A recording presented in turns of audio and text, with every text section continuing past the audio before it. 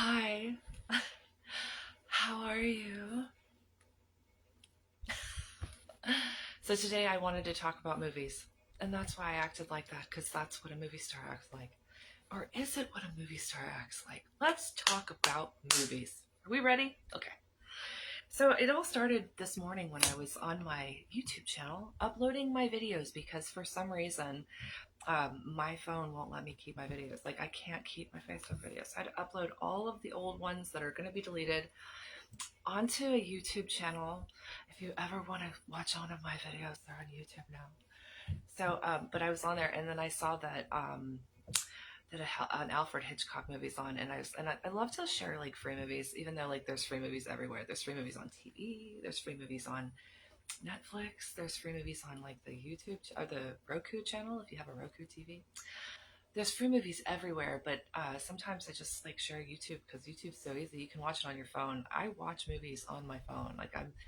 I don't need to have some big screen. Some people like the big screen, and it wouldn't be bad to have a big screen, especially if you want to be consumed by the movie, like the movie is eating your soul.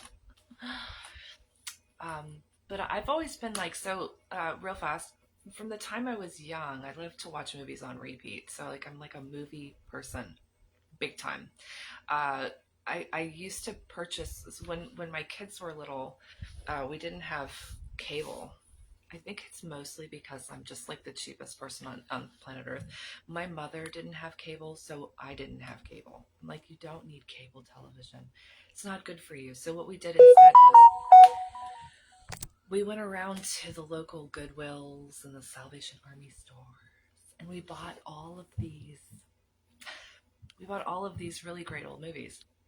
So I had like everything. I had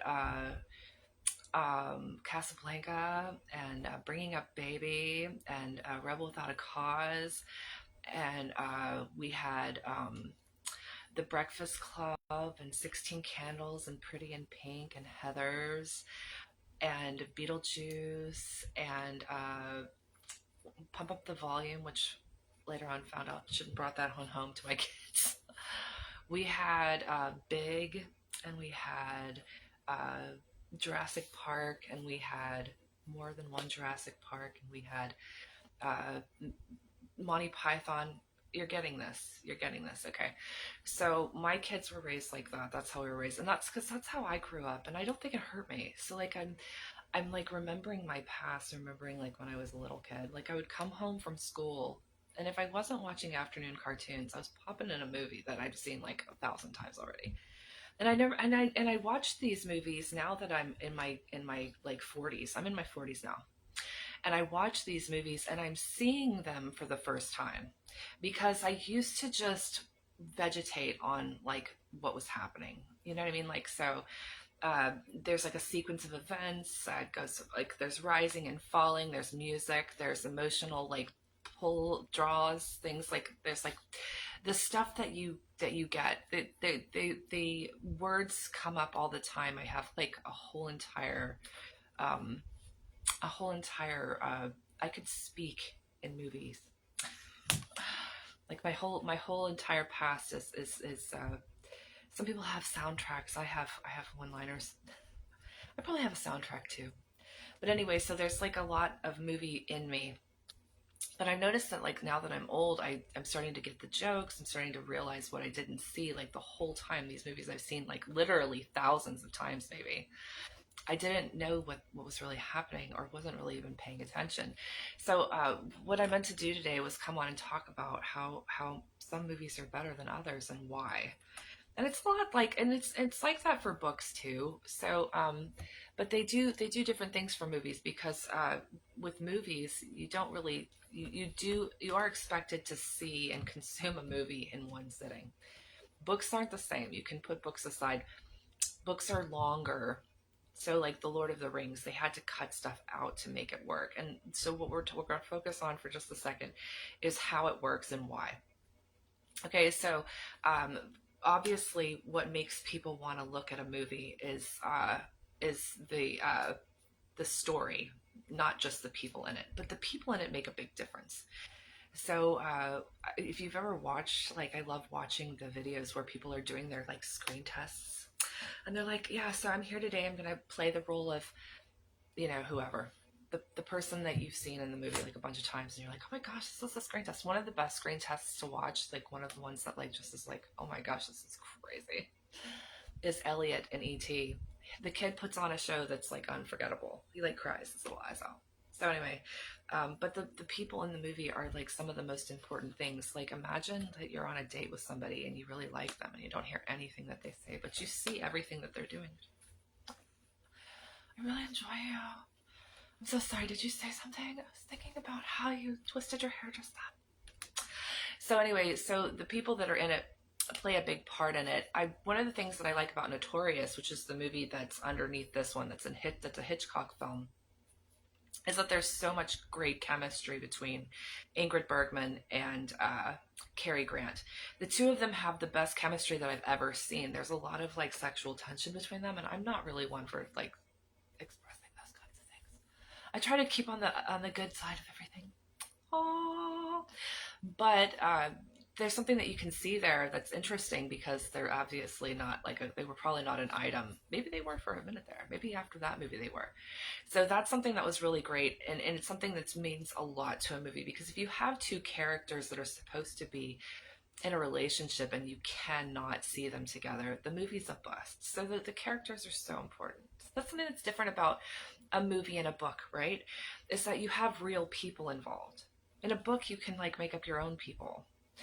Incidentally, I read The Outsiders, and I would really like them to make another one. Wouldn't that be cool if they made a new one? And they actually had the like bleach blonde haired guy as a bleach blonde haired guy instead of like a dark haired guy, because I really liked his character, and I kind of like thought that he would have been great blonde. I was like, where is that guy? He never existed in our movie world. So anyway, so the characters are really important, and the people who play them are most important, especially if they have a talent for delivering lines. Delivering lines is important too. So this is something else that's different about a book. With rhythm is extremely important, and I'm going to get to that in just a second. But rhythm is extremely important, and having that rhythm as an artist, I think that people take for granted that actors don't. But people might take for granted that these people are actual artists and then they have to have that in them. If they don't, then they can't deliver to us what is being written, what has been written. So anyway, the actors are really important. Let's talk really fast about rhythm, okay? So like I said, I can watch movies and not see them for some. There are times when I'm like, I've seen this movie like 7,000 times. It must have been like at least 150,000 times I've seen this movie, and I just saw that line. Why? Because I'm just kind of like the whole time from the time I was little. Okay, so and then there's this other this is from 16 Candles. I watched that movie so many times when I was little. Oh my gosh, so many times. I did watch The Mummy though the other day, and I find this is something that I like to watch over and over again in my 30s. I did watch The Mummy the other day, and I was like, I can't believe I missed that. Like, when did I? How did I miss that? Did I like just not pay attention ever? But I guess when you're like sitting in front of a movie and that you've seen like 1,000 times, you just kind of like not. It's like background noise. Sometimes you watch it, and sometimes you don't. I love that movie. So the rhythm. This guy. One of the reasons why I wanted to be like somebody who did all kinds of silly stuff online and like wrote things is because I had like this is funny. Y'all, you can laugh at me if you want to. I had this dream of being somebody who got an honorary doctorate. I'm like, I'm never gonna make it through school. I'm never gonna go back. I'll never happen. But if I do something great, if I really do something great, maybe they'll give me an honorary doctorate. I'm like, I'm going for it. I'm the Van Gogh of something. Okay, somehow, somewhere, they'll honor me. So anyway, so I decided that I was going to do that. I got that from uh, Kurt Vonnegut. So Kurt Vonnegut's, this is how he got his honorary doctorate. He was supposed to have graduated from some school, maybe it was Cornell. I don't remember. It was something that you would know, something everyone would know, not like the University of Wichita at Wichita. Sorry, y'all, Wichita. But anyway, he wrote up this thing, and it's like his thesis is these different patterns for different kinds of novels or something. and how they work out and how it makes everything work and how it's the best thing. I was watching the other day, I think it was Ferris Bueller's Day Off. And this is where this all came from, okay? So I'm watching Ferris Bueller's Day Off, and I'm in the middle of it. I'm like, I'm always hated the pool scene. I'm like, couldn't we have just cut the pool scene out? The pool scene is a drag. It's like drags down the rest of the film. It's like if you have like a thing that's going on, it's like there's like a anchor like pulling down like for this flow that we have this whole time. So I'm like, I hate the, maybe they wanted to like have something where the little girl has like her little skivvies on or something. I hate that. Cut it out. I bet that movie would be like 5 times better. I said 5. I didn't say 20. So so I was like, this is the most important thing about a movie, is that they have this really great flow and that people have these expectations for things. I've even seen like all over the world for not just movies but music, how everything kind of has like a way of it, like our minds are set up to accept things in a certain way. I don't know that it's like that it's not just the way it is. Isn't that weird? It's just like we have ideals that are like we're like predisposed to them. Anyway, so Hitchcock, okay, my favorite of all time, and I'm gonna wrap this up. My favorite of all time. He's the most masterful of all. He has the best films by far. They have the greatest. His mind was designed. I used to like think about it. I was like, how do they make such? This is one of those naive, like, childlike questions that people ask themselves. How do they know how to make movies like back in the early 20th century when they just started making movies? Like they do them so well. And it's like because of plays, because people have been making plays since the times of the ancients. Anyway, Hitchcock mastered the art of the scene. He mastered the art of the